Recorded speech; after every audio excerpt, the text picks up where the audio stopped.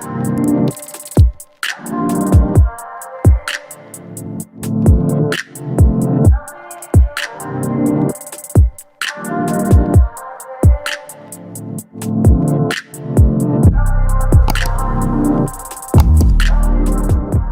morning. Welcome to another day in life and play. Okay, so I wasn't going to actually film today, but today 3 of my coworkers called in sick. 2 of them are on vacation, so it's literally just me and my friend Pamela. So we're just going to be tag teaming the work today. I have 3 assessments that I have scheduled. She has about 4 that she has scheduled. We have to answer the phones, distribute the mail, check the mail, do the faxes, scanning. It's gonna be a lot. It's gonna be like just us 2. Now our office is really busy. Like when I say busy, really busy. But let's go where I'm gonna videotape what I can. Most of our stuff is confidential, so I'm not able to actually show you exactly what I'm doing, but it'll be a little something, something. All right, stay tuned. Another thing, did I tell y'all it's 7:30 in the morning and I'm supposed to be doing overtime, but yet I'm doing half overtime, half clerk duties, and checking in with everybody, making sure everything's okay. How are they feeling? Is it co-related symptoms? Doing overtime at the same time. Your girl's a beast, okay? I'm really a beast at work.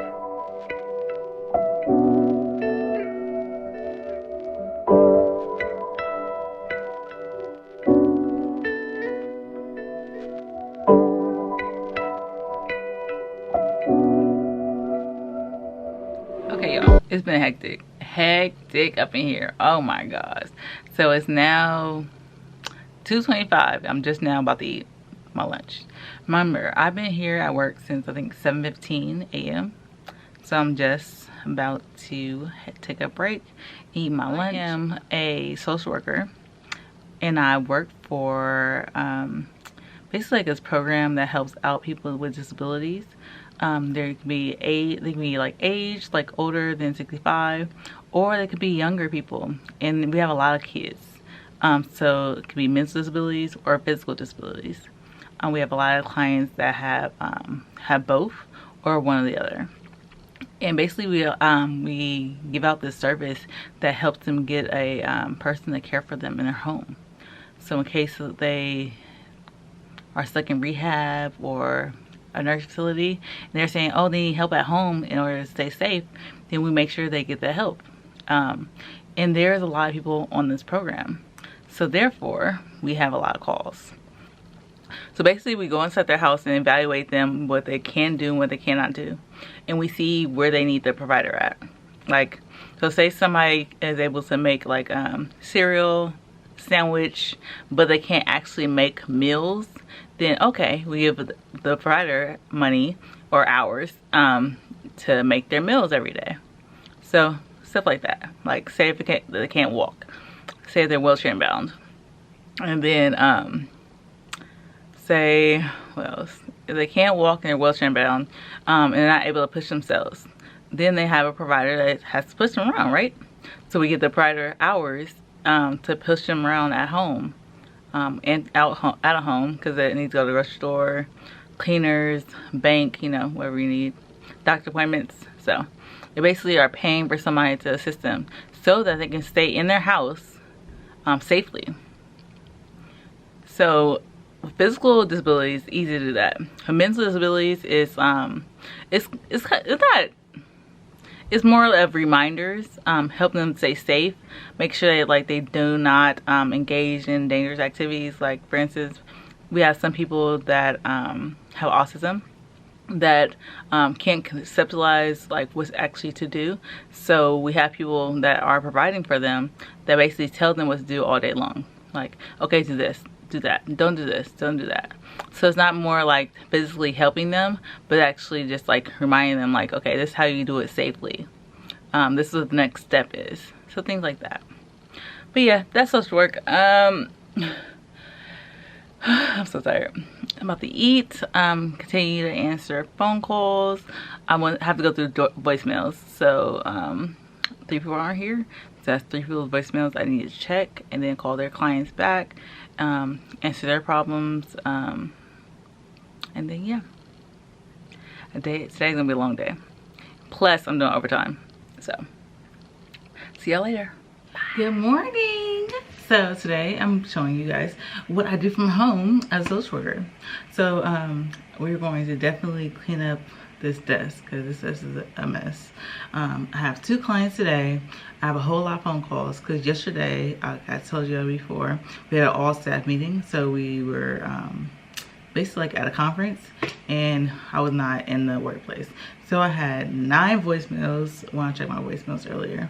So I called all them back, plus do my 2 clients, plus figure out some other stuff I do for the other clients because there were some issues that I know arose yesterday. So I make sure those clients are okay. And yeah, so let's get started.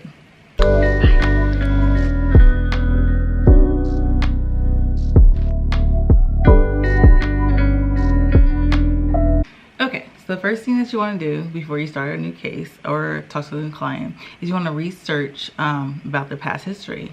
You want to know if they were hospitalized, what their diagnosis is, who helps them, were they in the ER recently, do they have a fall, surgery, things like that. Just a background of it so you can like get to know the client before you actually get to know the client.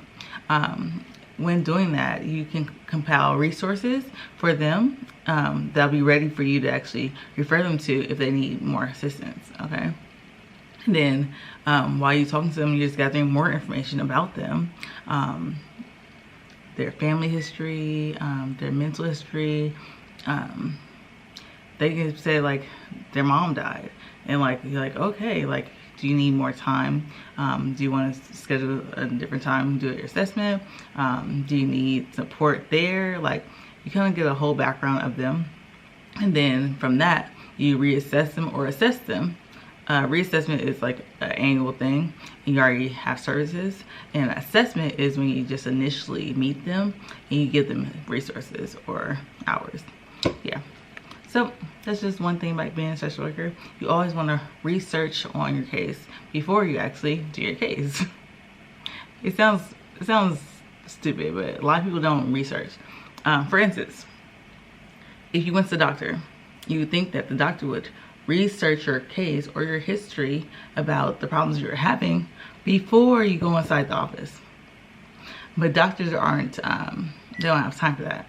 So basically, if they do know you, they're like, okay, I know her already, so I can already have a rapport with her, and this we can start whatever she needs. But doctors you do not know, they're like, okay, what are you here for? What's your problem? Oh, do you have like, don't you read my chart? Didn't you see it? No, I don't have time for that. What? So yeah,